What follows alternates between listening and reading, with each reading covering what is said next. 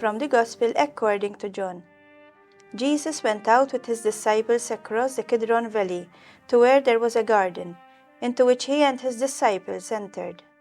Judas, his betrayer, also knew the place, because Jesus had often met there with his disciples.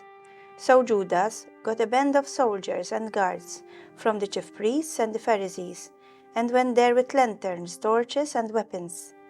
Jesus, knowing everything that was going to happen to him, went out and said to them, "Whom are you looking for?" They answered him, Jesus the Nazarene. He said to them, "I am." Judas, his betrayer, was also with them. When he said to them, I am, they turned away and fell to the ground. So he again asked them, Whom are you looking for? They said, Jesus the Nazarene. Jesus answered, "I told you that I am. So if you are looking for me, let these men go." This was to fulfill what he had said. "I have not lost any of those you gave me." Then Simon Peter, who had a sword, drew it, struck the high priest's slave, and cut off his right ear. The slave's name was Malchus. Jesus said to Peter, "Put your sword into its scabbard. Shall I not drink the cup that the Father gave me?" So the band of soldiers, the tribune, and the Jewish guards seized Jesus, bound him, and brought him to Annas first. He was the father-in-law of Caiaphas, who was high priest that year. It was Caiaphas who had counseled the Jews that it was better that one man should die rather than the people. Simon Peter and another disciple followed Jesus. Now, the other disciple, who was known to the high priest, and he entered the courtyard of the high priest with Jesus. But Peter stood at the gate outside. So the other disciple, the acquaintance of the high priest, went out and spoke to the gatekeeper and brought Peter in. Then the maid, who was the gatekeeper, said to Peter, You are not one of this man's disciples, are you? He said, I am not. Now the slaves and the guards were standing around the charcoal fire that they had made, because it was cold, and were warming themselves. Peter was also standing there, keeping warm. The high priest questioned Jesus about his disciples and about his doctrine. Jesus answered him, "I have spoken publicly to the world. I have always taught in a synagogue, or in the temple area where all the Jews gather, and in the secret I have said nothing. Why ask me? Ask those who heard me what I said to them. They know what I said." When he had said this, one of the temple guards standing there struck Jesus and said, Is this the way you answer the high priest? Jesus answered him, If I have spoken wrongly, testify to the wrong. But if I have spoken rightly, why do you strike me?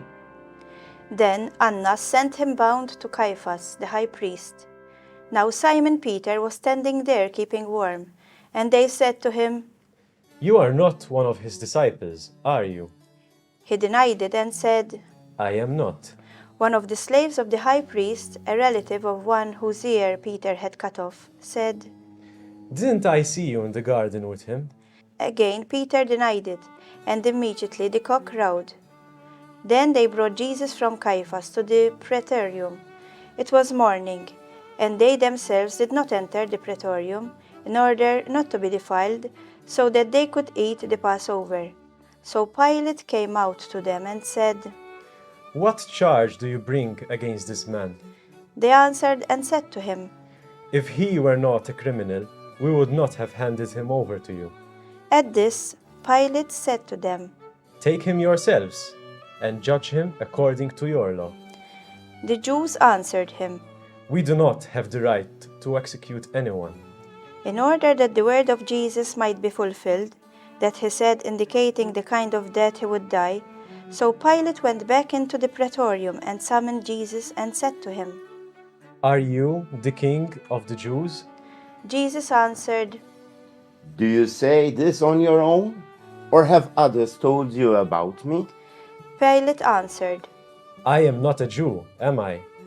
Your own nation and the chief priests handed you over to me. What have you done? Jesus answered, My kingdom does not belong to this world.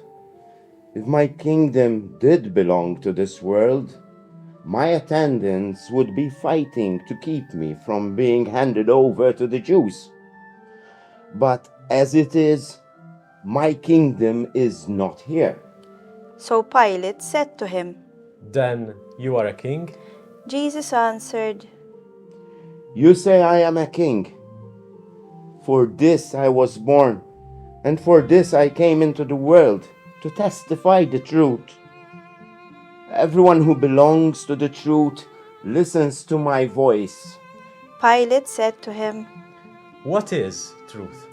When he said this, he again went out to the Jews and said to them, I find no guilt in him. But you have a custom that I release one prisoner to you at Passover. Do you want me to release to you the king of the Jews? They cried out again. Not this one, but Barabbas. Now Barabbas was a revolutionary. Then Pilate took Jesus and had him scourged. And the soldiers wove a crown out of thorns and placed it on his head, and clothed him in a purple cloth. And they came to him and said, Hail, King of the Jews! And they struck him repeatedly. Once more, Pilate went out and said to them, Look, I am bringing him out to you, so that you may know that I find no guilt in him. So Jesus came out, wearing the crown of thorns and the purple cloak. And he said to them, Behold, the man. When the chief priests and the guards saw him, they cried out. Crucify him! Crucify him! Pilate said to them, Take him yourselves and crucify him. I find no guilt in him. The Jews answered, We have a law, and according to that law he ought to die, because he made himself the Son of God. Now when Pilate heard the statement, he became even more afraid, and went back into the praetorium, and said to Jesus, Where are you from? Jesus did not answer him. So Pilate said to him, Do you not speak to me? Do you not know that I have power to release you, and I have power to crucify you? Jesus answered him, You would have no power over me if it had not been given to you from above. For this reason, the one who handed me over to you has greater sin. Consequently, Pilate tried to release him, but the Jews cried out. If you release him, you are not a friend of Caesar. Everyone who makes himself a king opposes Caesar. When Pilate heard these words, he brought Jesus out and seated him on the judge's bench, in the place called the Stone Pavement, in Hebrew, Gabbatha. It was preparation day for Passover, and it was about noon. And he said to the Jews, Behold, your king. They cried out. Take him away! Take him away! Crucify him! Pilate said to them, Shall I crucify your king? The chief priests answered. We have no king but Caesar. Then he handed him over to them to be crucified. So they took Jesus, and carrying the cross himself, he went out to what is called the place of the skull, in Hebrew, Golgotha. There they crucified him, and with him 2 others, one on either side, with Jesus in the middle. Pilate also had an inscription written and put on the cross. It read, Jesus the Nazarene, the King of the Jews. Now many of the Jews read this inscription because the place where Jesus was crucified was near the city, and it was written in Hebrew, Latin, and Greek. So the chief priests of the Jews said to Pilate, Do not write the King of the Jews, but that he said, I am the King of the Jews. Pilate answered, What I have written, I have written. When the soldiers had crucified Jesus, they took his clothes and divided them into 4 shares, a share for each soldier. They also took his tunic, for the tunic was seamless, woven in one piece from the top down. So they said to one another, Let's not tear it. but cast lots for it to see whose it will be. In order that the passage of Scripture might be fulfilled that says, "They divided my garments among them, and for my vesture they cast lots." This is what the soldiers did. Standing by the cross of Jesus were his mother and his mother's sister Mary, the wife of Clopas, and Mary of Magdala. When Jesus saw his mother and the disciple there whom he loved, he said to his mother, Woman, behold your son. Then he said to the disciple, Behold your mother. And from that hour the disciple took her into his home. And after this, aware that everything was now finished, in order that the Scripture might be fulfilled, Jesus said, I thirst.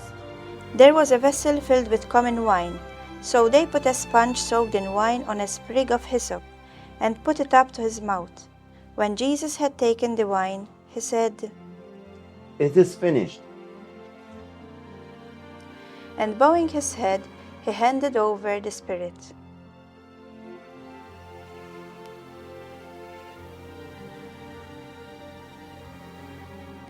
Now since it was preparation day, in order that the bodies might not remain on the cross on the Sabbath, for the Sabbath day of that week was a solemn one, the Jews asked Pilate that their legs be broken, and that they be taken down. So the soldiers came and broke the legs of the first, and then of the other one who was crucified with Jesus. But when they came to Jesus and saw that he was already dead, they did not break his legs. But one soldier thrust his lance into his side, and immediately blood and water flowed out. An eyewitness has testified, and his testimony is true. He knows that he is speaking the truth, so that you may also come to believe. For this happened so that the Scripture passage might be fulfilled. Not a bone of it will be broken. And again another passage says, They will look upon him whom they have pierced. After this, Joseph of Arimathea, secretly a disciple of Jesus, for fear of the Jews, asked Pilate if he could remove the body of Jesus, and Pilate permitted it. So he came and took his body. Nicodemus, the one who had first come to him at night, also came bringing a mixture of myrrh and aloes, weighing about 100 pounds. They took the body of Jesus and bound it with burial cloths along with the spices, according to the Jewish burial custom. Now in the place where he had been crucified there was a garden, and in that garden a new tomb, in which no one had yet been buried. So they laid Jesus there because of the Jewish preparation day, for the tomb was close by. The word of the Lord.